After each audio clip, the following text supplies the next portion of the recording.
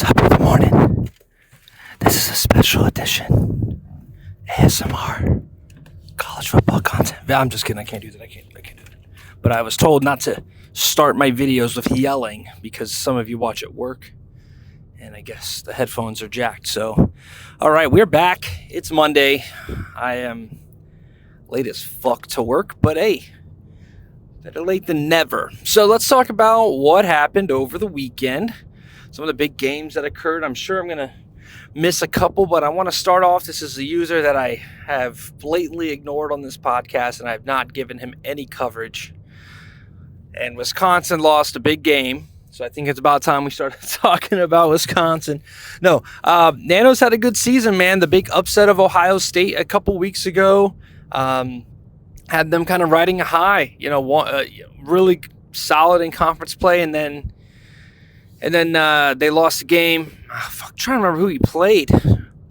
But lost the game Pitt. He lost to Pitt. That's what it was. So, fortunately for him, non-conference game. Pitt is an ACC team, so shouldn't affect those standings. But, right now the Big Ten is starting to turn a bit into a bloodbath. While a lot of the conference kind of have a clear, 1-2, you got the Big Ten where, Wisconsin is there. They still got a couple games to play, but they, beating Ohio State was huge for them. And then Ohio State last night, if you didn't catch that, ended up beating Penn State. That was a interesting battle as Ohio State was up 24-10 at the 2-minute warning. And Penn State somehow had this ball with an opportunity to win the game with a minute and 10 seconds to go. So while Ohio State did get the dub, not looking pretty in terms of execution and finishing out the games, but the defense has been playing well. It's just been some offensive stuff, so there's that. Unfortunately, we did not get an ASU versus UNC appearance. Warren is traveling, so safe travels to the Foreman family, and hopefully we can get him back soon. He said his internet's coming out Tuesday, so I'm sure he will be able to play his next game if that is the case. He also has 3 straight bye weeks coming up, so there's that. Georgia, Florida. I mean, even outside of college football, this is a rivalry, big ass rivalry game, and a game I've always enjoyed watching Georgia win. Well, no different here, as Willie's playoff hopes are certainly crumbling. Starting the season, possibly the hottest team, shot their way up the rankings to number 1. They've since taken 3 losses, all of them to good teams. So it's not like this is a washed user. When I say this, I'm joking, but these are either good teams or good users that he's losing against, but he's not winning the games that he needs to. This is going to be his second conference loss, losing to Texas and to Georgia. So Florida, certainly room to grow. Fortunately for them, most of the team's pretty young. Mizell should be coming back. Lagway should be coming back. Tank Hawkins should be coming back. So this is a good team. They'll make it work. But there's that. Utah and SMU had a really solid defensive battle. This is my first time playing Doom. And, I was on the road at SMU. And, man, all I could remember was coming out, seeing him running cover 9. And I was like, oh, I don't know nothing about all that. And just immediately going, well, I'm on the road. I can't hot route. I suck throwing versus match anyways. So I'm going to run the ball. So he got a big dose of quarterback runs and halfback runs, and that led to a 17-10 win by Utah. Maybe a couple field goals Utah might have made it a little bit less of a stressful endeavor. But cheers to SMU. He's got a match. He's got a matchup against P-Town next. I'm very interested to see because P-Town will willingly throw the football. He's missing Jordan Tyson to suspension. We'll talk about that in a second. So I think that might be a matchup in heaven for SMU, who is also at home this week. So, maybe a little bit of an upset alert against the number 1 overall Arizona State Sun Devils. Let's talk about it, though. So, Jordan Tyson, our second suspension of the year, receiver for Arizona State, is getting a half-game suspension from the competition committee. What for? If you saw against the user game where he won by multiple scores, or against the CPU game where he won by multiple scores, he had 19 receptions of the team's 36 completions.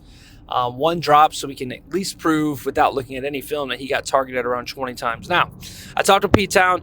This is a more of a warning suspension, so that's what we're trying to get to, which is like, hey, if you're really starting to push a line here, you're going to catch a half, just a quick half suspension.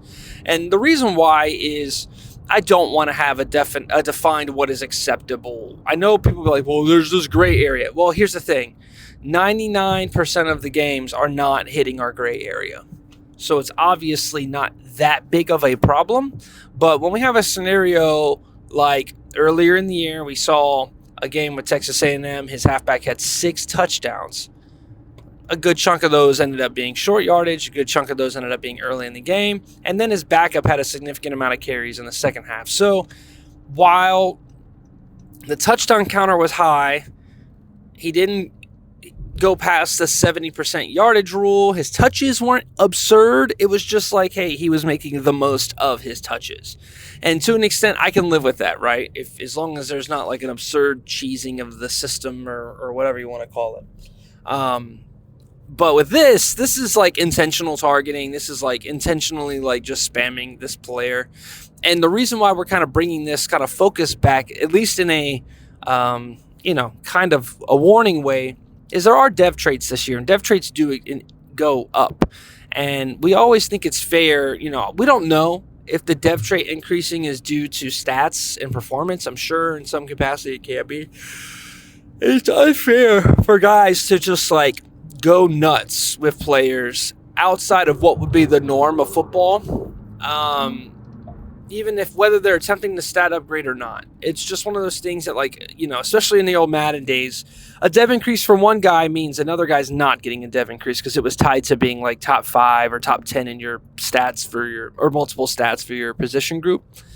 So if we have a scenario where somebody would have had a different user not completely cheese CPU games or ran the score up and kind of stat padded that one player, just kind of feel it takes out of it. You know what I mean? It's like, we get that you want to have the Heisman. We get that you want that honor. Great. But like, we're still a sim league. The intent is to still play football. That's the focus, is preserving fun, sim-style gameplay where the football reflects battles, mental battles, adjusting, and it has a semblance of real football. Not like, we know how that exists within money plays, and we know how that exists within nano blitzes. Stay with me when it comes to stat padding and getting people to football. But for what it's worth, none of the yardage amount for Tyson was absurd. And lastly, the user games are fine. Is he gonna be a high volume guy? 10 to 13 catches a game? Sure. 19 is quite a bit. So he also has like 60 more catches than any wide receiver on the team. So yeah, that was Pete Town's aware. Every year we got a Pete Town rule and we got a Willie rule talking about the up back. So upset alert though, moving on. Auburn. Oh man. So Auburn had was kind of on a high, not gonna lie. A pretty impressive recruiting class, so some commits signed. So Danny's feeling good. Okay, we got ourselves the future at tackle, a couple solid running backs, an elite dev guy. Like, the future's good for Auburn. They had a really big win against Arkansas. Even got to see the debut of Deuce Knight, the 5-star freshman quarterback, who on his first throw threw a pick, but after that was pretty perfect. So Auburn was kind of looking great, and then they roll into FSU. Actually, no, they were home. FSU rolls in. This is the FSU team that is scraping by at 500. Lost to Duke CPU. Pest is just not there yet. Lost big to Tennessee earlier in the year. And then they beat Auburn, man. They beat Auburn. And not only did they beat Auburn, FSU's defense made it more difficult, as Danny really kind of wasn't seeing the intermediate deep field all that well that day. And there was a lot of times that FSU safeties were crashing down on the football and just getting hands on it, but not being able to pick it. So could have been, could have been a lot better. I'm not going to lie. Could have been a lot better for them. So, interested to see what happens with FSU. We were just talking about Auburn's recruiting class. FSU's recruiting class, also nuts. Couple Really solid 5 stars. In fact, if you didn't catch it yesterday, we dropped a video ranking all of the currently posted to the commits channel recruits. Now, I would like to keep up with that. I would like to continue to update that where after National Signing Day, not including transfers, we've got all of, as many of the solid 4 or 5 star guys that have been signed league wide on this list. And then I want to see in 3 seasons how they look. Okay, we rank these guys 1 through 10 now, but who actually has made the biggest impact, right? Right now we're just ranking based on stats and potential.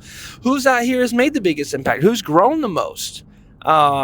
So that'll be fun to kind of keep track of. So feel free to keep posting to the commits channel. But yes, ranked 1 through 83. I thought there was like 50 of them. There's fucking 80 of them. It's exhausting. God damn. Why am I so tired? So did I have anything else to talk about? Nope. That is all I'm currently tracking. Still tons of games. Keep them coming. Keep playing them. We'll be looking a little bit closer to a playoff preview and conference championship preview as we are getting there, as we are ever closer to season 1's postseason. So keep it going, fellas. Keep them games played, and we'll see you next time.